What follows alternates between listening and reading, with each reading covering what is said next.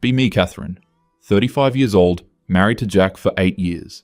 Constantly educating Jack about how relationships should work in modern society. 3 years ago, decided Jack was taking me for granted. He'd come home from his engineering job expecting dinner and affection like some 1950s housewife fantasy. Time to teach him a lesson about appreciation and emotional labor. Started with holding physical intimacy completely. Told myself this was about establishing boundaries and demanding respect. Jack, I need you to understand that intimacy isn't just something you're entitled to. Relationships require emotional investment and recognition of my contributions. He looked confused, but I pressed on. I do the mental load of managing our household while you just coast through life. Until you start truly appreciating what I bring to this marriage, things need to change. Jack tried to argue, but I shut it down. This isn't about punishment, it's about creating a more equitable dynamic. When you start treating me like an equal partner instead of a domestic service provider, we can revisit physical intimacy. Felt powerful watching him realize I was serious. Finally taking control of the relationship narrative. First few months, Jack kept trying to initiate conversations about it. Catherine, I don't understand what you want from me. I work 40 hours a week. I help with dishes. I listen when you talk about your day. Rolling my eyes at his obtuseness. Jack, it's not about specific tasks. It's about the underlying power structure. You assume I'll always be available for your physical needs while you put zero effort into understanding my emotional reality. I'm not your personal intimacy dispenser. Watching his face get red with frustration. That's not how I see you, Catherine. That's completely unfair. Unfair. What's unfair is 8 years of me being the one who remembers anniversaries, manages our social calendar, thinks about home, improvements. You live in this house like a guest who occasionally does dishes. Jack standing there, clenching his fists. So your solution is to just cut off all physical connection? For how long? Until you demonstrate genuine growth and appreciation. This isn't about time limits, Jack. It's about fundamental change. Felt vindicated watching him struggle with the concept. He was finally being forced to confront his privilege. Months turned into a year. Jack became increasingly angry during our discussions. Catherine, this is insane. We're married. This isn't how marriages work. You're holding our entire relationship hostage over some imaginary scorekeeping. His voice getting louder, more desperate. It's not imaginary, Jack. It's the reality of emotional labor that women carry. I'm not holding anything hostage. I'm establishing healthy boundaries. Maybe if you spent less time feeling entitled to my body and more time actually connecting with me as a person. Jack pacing around the living room like a caged animal. Connecting with you? I've tried talking to you every single day for a year. Every conversation becomes a lecture about how terrible I am as a husband. You won't let me touch you. You barely let me kiss you goodnight. His face completely red now, veins visible in his neck. Physical touch without emotional intimacy is just using someone's body. When you learn to appreciate me for more than what I can provide physically, then we can discuss rebuilding that aspect. Right now, you're proving my point by getting angry instead of doing self-reflection. Jack punching the wall, leaving a small hole. Self-reflection? I've done nothing but think about this for months. You've turned our marriage into some kind of punishment system where you're the judge and jury. I can't say anything right. I can't do anything right. You've decided I'm some kind of oppressive monster and nothing I do matters. Tried to remain calm and educational. Jack, your anger right now is exactly the kind of toxic masculinity that makes intimacy impossible. Instead of listening and learning, you're getting violent and aggressive. This is why women need to protect themselves by setting firm boundaries. Watching him storm out of the room. Second year was more of the same. Jack stopped trying to initiate physical contact entirely. Started working late more often. When he was home, he was quiet, distant. Exactly the kind of sulking behavior that proved my point about male emotional immaturity. Tried to explain to him during one of our kitchen conversations. Jack, I can see you're withdrawing, which shows you still don't understand the assignment. Healthy relationships require both partners to grow and evolve. Your reaction to my boundaries proves you were only interested in what you could get from me. Jack slamming his coffee mug down on the counter. What I could get from you? Catherine, we're supposed to be partners. Partners support each other. They don't punish each other for imaginary crimes. You've created this entire fantasy where I'm some kind of oppressor. His hands shaking with rage. It's not a fantasy, Jack. It's pattern recognition. You've spent 8 years in a comfortable bubble where your needs came first. I'm simply refusing to enable that dynamic anymore. If you can't handle being in a relationship with an equal, maybe we're not compatible. Jack's staring at me like I was speaking another language. Equal? You've made yourself the sole arbiter of our entire relationship. You decide what counts as appreciation. You decide what counts as emotional labor. I have no say in anything, including my own marriage. You talk about equality while treating me like a problem to be solved, his voice echoing through the house. Jack, you're being dramatic. I'm asking for basic respect and recognition. The fact that you experience equality as oppression says everything about how privileged your previous position was.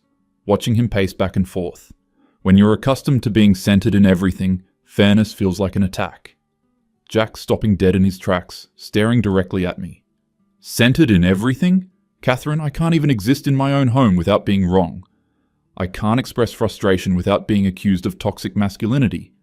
I can't ask for basic human connection without being called entitled. You've made me into a villain in my own life. Year 3, Jack barely spoke to me unless necessary. He'd come home, eat dinner silently, watch TV, go to bed. Occasionally, I'd try to engage him in conversation about his attitude. Jack, this silent treatment is passive-aggressive and manipulative. If you want to discuss rebuilding our connection, I'm open to that. Jack looking up from his dinner with dead eyes. Discuss what exactly, Catherine? How I need to change more? How I need to appreciate you more while you give me nothing in return? You've spent 3 years telling me I'm fundamentally flawed as a husband and a person. What exactly is there to discuss? There's your personal growth to discuss. The ways you could demonstrate that you value me beyond just physical access. I'm not giving you nothing, Jack. I'm giving you the opportunity to become a better partner. Most women would have just left instead of investing this much energy in education. Jack's fork clattering onto his plate. Education? You think you've been educating me? You've been punishing me for 3 years for crimes you invented in your head. You've decided I'm guilty of some kind of original sin of being male and married to you. Standing up so fast his chair falls backward. Jack, your anger is proving my point about male fragility. Instead of doing the internal work to understand your privilege, you're having an emotional outburst. This is exactly why intimacy felt unsafe for me in the first place. You're demonstrating that you see conflict resolution as dominance and submission.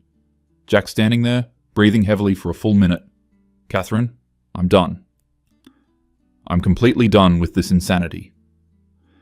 You want to talk about education? You've taught me that I married someone who sees me as an enemy. Walking toward the stairs without looking back, didn't think much of it at first. Jack had stormed off plenty of times over the past 3 years. Usually he'd cool down and we'd eventually have another conversation about his need for growth. Figured this was just another cycle in his learning process. Gave him space to process his emotions. Few weeks later, Jack seemed different. Not angry anymore, just calm and distant. Almost businesslike when he spoke to me. Catherine, we need to talk tonight when you get home from work. Something in his tone made me slightly nervous, but I assumed he was ready to discuss compromise. Came home that evening expecting maybe he'd finally understood what I was trying to teach him. Found Jack sitting at the kitchen table with papers spread out in front of him. Looked official, like tax documents or insurance paperwork. What's all this about? Jack looking up at me with completely flat expression. These are divorce papers, Catherine. I filed yesterday. World stopping completely. Excuse me? Sure, I'd misheard him. I'm divorcing you. I've retained an attorney and started the legal process. Pushing the papers toward me across the table. You'll need to get your own lawyer. Heart pounding, this had to be some kind of negotiation tactic. Jack, this is ridiculous. You can't be serious. Jack standing up, still completely calm. I've never been more serious about anything in my life. I'm done being married to someone who despises me. I'm done living like a prisoner in my own home. I'm done being punished for existing, rushing around the table toward him. Jack, wait, let's talk about this. You're clearly having some kind of emotional crisis. This is obviously a reaction to our conversation about boundaries and growth. We can work through this together. Jack stepping away from me. Work through what, Catherine? 3 more years of you explaining why I'm terrible? 3 more years of being told that wanting basic affection from my wife makes me an oppressor. 3 more years of walking on eggshells while you lecture me about my privilege? His voice still eerily calm. Jack, you're mischaracterizing everything. I've been trying to help our relationship grow into something more equitable. This extreme reaction shows you're not ready for the emotional maturity that real partnership requires. Running away to lawyers instead of doing the work is exactly the kind of avoidance I was trying to address. Jack actually laughing, but not in a good way. Running away? Catherine, I've spent 3 years trying to figure out what you wanted from me. I read books about emotional labor. I started therapy. I examined every aspect of my behavior. I bent over backward trying to become whoever you decided I needed to be. And nothing was ever enough because the game was rigged from the start. Realizing he might actually be serious about this. Jack, you're throwing away 8 years of marriage because you can't handle being asked to grow. This is exactly the kind of fragile masculinity that made boundaries necessary in the first place. You'd rather blow up our entire life than do the internal work to become a better partner. Jack's calm facade starting to crack. Better partner? Catherine, I haven't been allowed to be a partner for 3 years. You turned me into some kind of probationary tenant in my own marriage. Every word I said was wrong. Every action was evidence of my inadequacy. You created an impossible standard and then acted surprised when I couldn't meet it. There's nothing impossible about basic respect and appreciation, Jack. Other men manage to evolve beyond patriarchal entitlement. The fact that you're choosing divorce over personal development says everything about your character.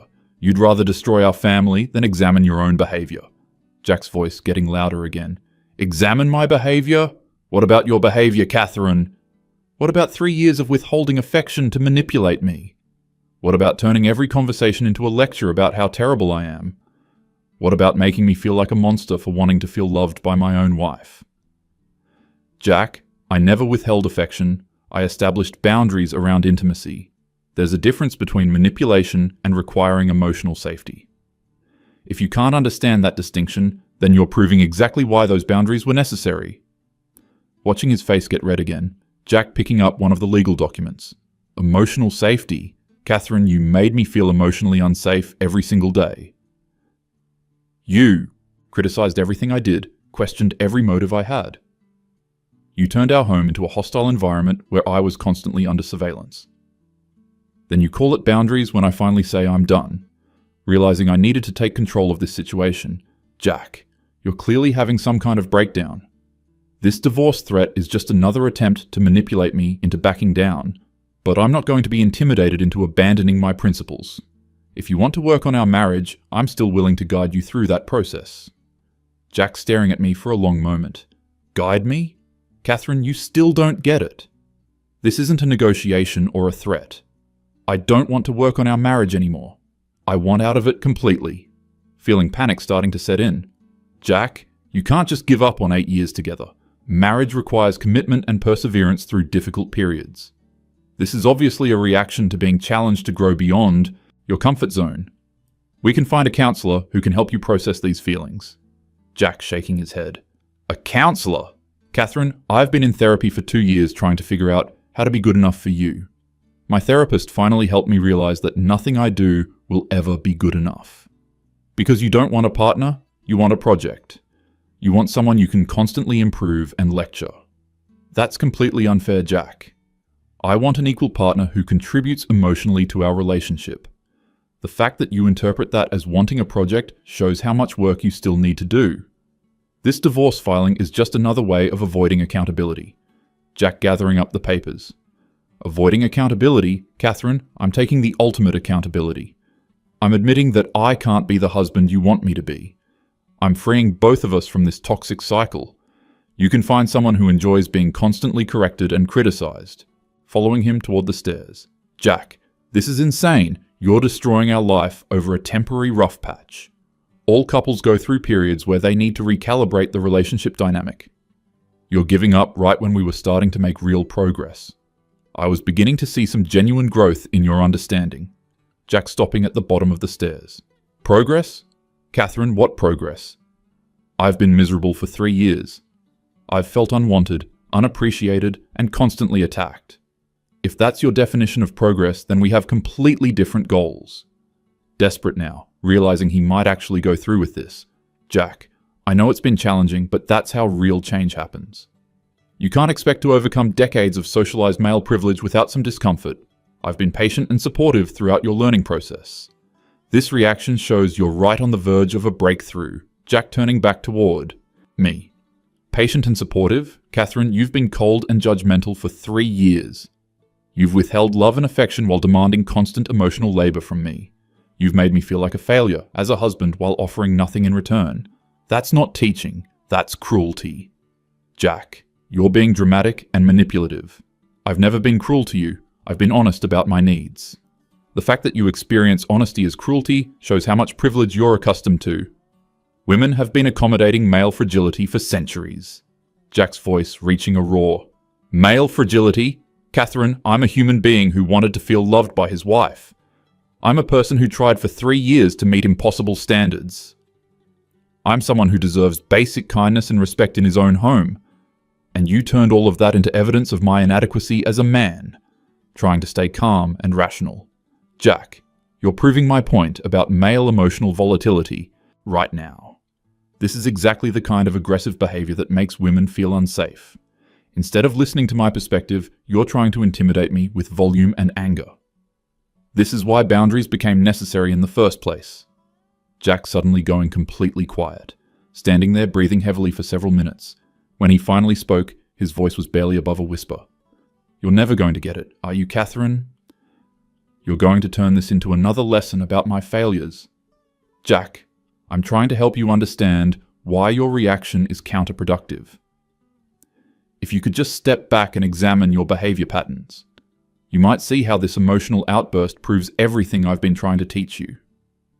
There's still time to learn from this moment.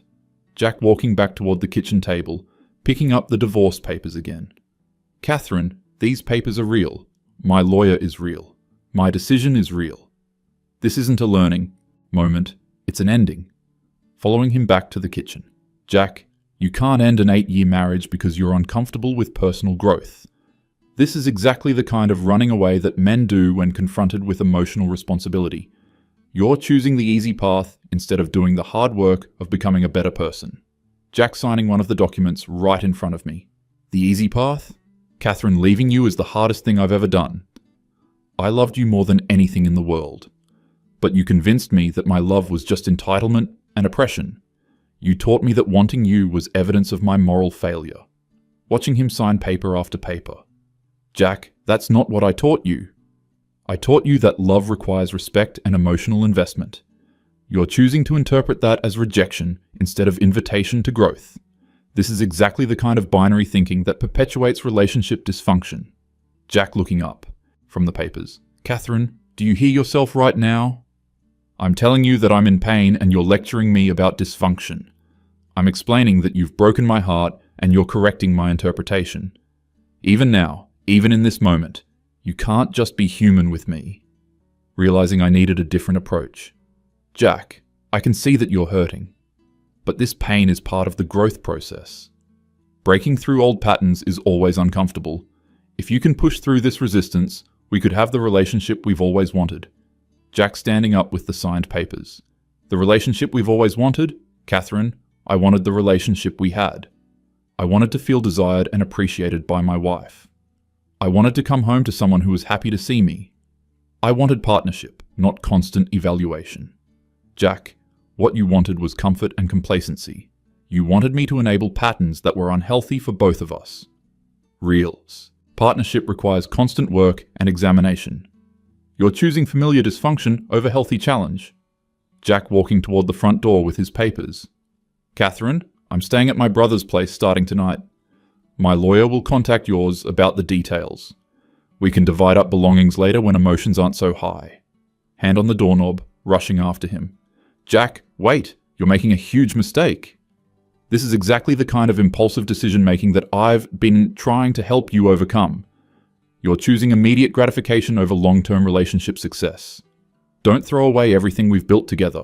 Jack pausing at the door. Everything we built? Catherine, what exactly have we built in the last 3 years? We built resentment, we built distance, we built walls. We built a relationship where one person does all the judging and the other does all the failing. That's not a marriage, that's a project. Jack, you're being incredibly selfish right now. Marriage is about more than just your personal comfort. It's about commitment and working through challenges together. You're abandoning that commitment because growth feels hard. Jack opening the door. Selfish? Catherine, what about 3 years of you putting your agenda above our relationship? What about you deciding unilaterally that our entire dynamic needed to change? What about you withholding love until I became the person you wanted me to be? If anyone's been selfish here, it's not me. Standing in the doorway as he walked to his car. Jack, this is exactly the kind of victim mentality that keeps men from taking responsibility. You're rewriting our entire history to avoid acknowledging your need for growth. Running away isn't going to solve your underlying issues with emotional intimacy. Shouting now as he got in his car, Jack rolling down his window. Catherine, my issue isn't with emotional intimacy. My issue is with being emotionally abused by someone who calls it education. My issue is with being punished for 3 years for loving someone who decided love wasn't enough. My issue is with wasting the best years of my life, trying to earn basic kindness from my own wife. Watching him back out of the driveway. Jack, you'll regret this decision when you've had time to process everything rationally. You're going to realize that I was the only person willing to help you become your best self.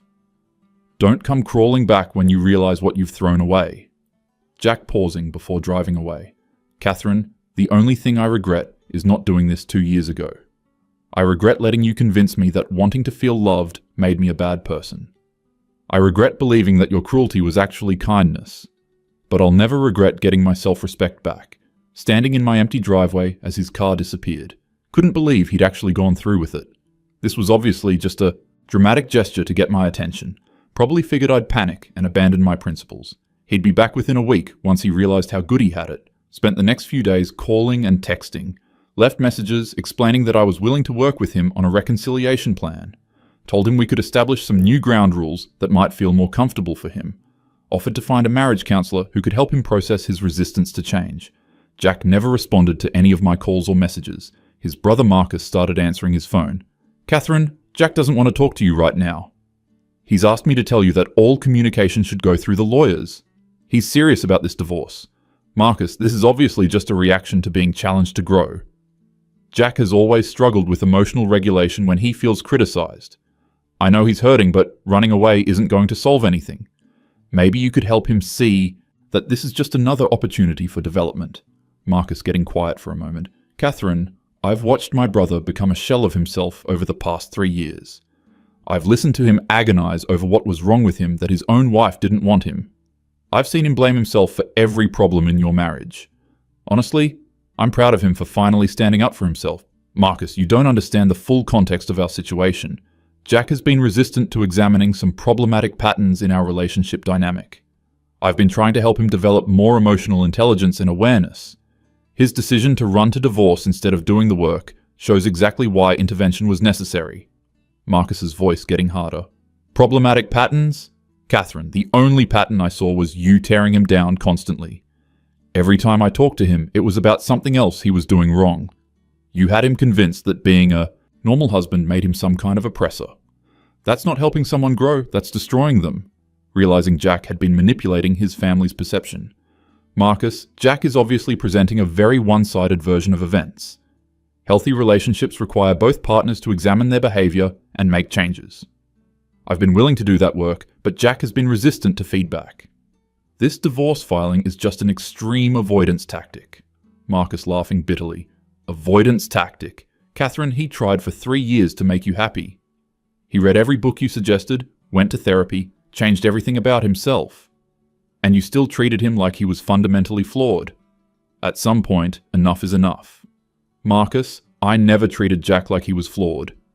I treated him like he had potential to grow beyond some limiting patterns. The fact that he interpreted support as attack shows exactly how much work he still needs to do. This entire situation proves my point about male fragility and accountability avoidance. Marcus hanging up after that. Tried calling back several times, but he wouldn't answer. Jack had clearly poisoned his family against me, probably painting himself as some kind of victim instead of taking responsibility. Received official papers from Jack's attorney a week later, demanding immediate mediation to discuss asset division. Couldn't believe he was actually moving forward with legal proceedings. This was getting completely out of hand. Called my own lawyer to discuss strategy, explained that Jack was obviously having some kind of emotional breakdown, suggested we request psychological evaluation before proceeding. He's not thinking rationally, and this entire filing is based on temporary emotional instability. My lawyer, raising concerns about my approach. Catherine, if your husband has been unhappy for 3 years, this might not be as sudden as you think. Courts don't look favorably on claims that someone is mentally unstable just for filing divorce. We should probably focus on practical matters like property division. But this isn't about genuine incompatibility. This is about Jack refusing to do the emotional work necessary for healthy partnership. He's choosing the nuclear option instead of addressing his issues with intimacy and appreciation. Surely there must be some way to delay proceedings until he's thinking more clearly. Lawyer explaining that no grounds existed for delaying anything. Jack had every right to file for divorce. My only options were to contest specific terms or try mediation. Catherine, I understand this is difficult, but we need to prepare for the possibility that this is really happening. Attended the first mediation session expecting Jack to show some remorse. Figured once he saw me in person, he'd realize how much he was giving up. Walked into the conference room, ready to discuss terms for reconciliation. Found Jack sitting with his attorney looking completely calm and resolved. Tried to make eye contact, but he stared straight ahead. Mediator explaining the process while Jack nodded along. When asked about possibility of reconciliation, Jack spoke clearly. There's no possibility of reconciliation. I want to proceed with dissolution as quickly as possible. Interrupting the mediator. Jack, surely you want to at least discuss what led us to this point. We've been together for 8 years. We can't just throw that away without examining what went wrong. Maybe we could establish some new guidelines that address both of our concerns. Jack speaking without looking at me. Catherine, I don't want to examine anything with you anymore. I don't want guidelines or discussions or educational opportunities. I want to divide our assets and end this marriage. His voice completely emotionless, trying to reach him on a human level. Jack, I can see you're still angry, but this is a permanent decision based on temporary emotions. We could take a break from each other while you process your feelings. But divorce should be a last resort, not the first response to relationship challenges. Jack finally looking directly at me. Catherine, you still think this is about my feelings. You still think this is some kind of therapeutic moment. This isn't about processing or growing or learning. This is about me choosing not to live this way anymore. Mediator redirecting us back to practical matters. Discussion of house ownership, bank accounts, retirement funds, Jack agreeing to split everything 50-50 without argument, just wanted to get through the process as efficiently as possible. After the session, tried to catch Jack in the parking lot. Jack, wait, can we please just talk for 5 minutes without lawyers present? I feel like we're not communicating effectively in that formal environment. Maybe we could get coffee and actually discuss what's really happening here. Jack stopping, but not turning around. Catherine, what's really happening is that I filed for divorce and you can't accept it. You keep waiting for me to change my mind or realize I made a mistake. But the only mistake I made was waiting this long. Walking away toward his car, calling after him desperately. Jack, you're going to regret this when you realize what you're giving up. You're going to miss having someone who actually cared enough to help you grow. Most women would have just left instead of investing 3 years in your development. Jack pausing at his car door. Catherine, you didn't invest in my development. You invested in your fantasy of who you wanted me to become. And when I couldn't become that person, you decided I was defective. That's not love. That's narcissism. Standing alone in the parking lot, watching him drive away again. Couldn't understand how things had gotten so twisted around. Everything I'd done had been about improving our relationship. Jack was choosing to interpret love and support as something negative. Spent weeks trying to process what had gone wrong. Clearly Jack had been more damaged by his upbringing than I'd realized. His inability to accept feedback and growth opportunities showed deep-seated issues with authority and self-improvement. Probably needed individual therapy before he could be ready for partnership. Divorce finalized 3 months later. Jack never wavered in his decision. Never asked to work things out. Never acknowledged that maybe he'd overreacted. Just signed papers and moved on like 8 years meant nothing. Sitting in my empty house afterward, couldn't believe Jack had actually followed through with destroying our life together. All because he couldn't handle being asked to examine his behavior and grow as a person. Exactly the kind of fragile male ego response that proved every point I'd been trying to make. He'd rather be alone than do the emotional work required for real partnership. Would probably end up with someone who enabled all his worst patterns. Someone who asked for nothing and expected nothing. Someone who would never challenge him to become his best self. Realized I'd probably been too advanced in my thinking for where Jack was in his personal development. Maybe someday he'd look back and appreciate what I'd been trying to give him. Maybe he'd realize that having someone care enough to demand growth was actually a gift. Maybe he'd understand that I'd been the only person willing to see his potential, but for now, he was choosing the easy path. Choosing comfort over growth. Choosing stagnation over evolution, proving exactly why someone needed to challenge him in the first place. Jack was going to spend the rest of his life wondering what he'd thrown away. Going to realize that finding someone willing to invest in his development was rare. Going to miss having a partner who saw beyond his current limitations. Going to regret choosing divorce over doing the work. Meanwhile, I'd learned valuable lessons about male fragility and resistance to change.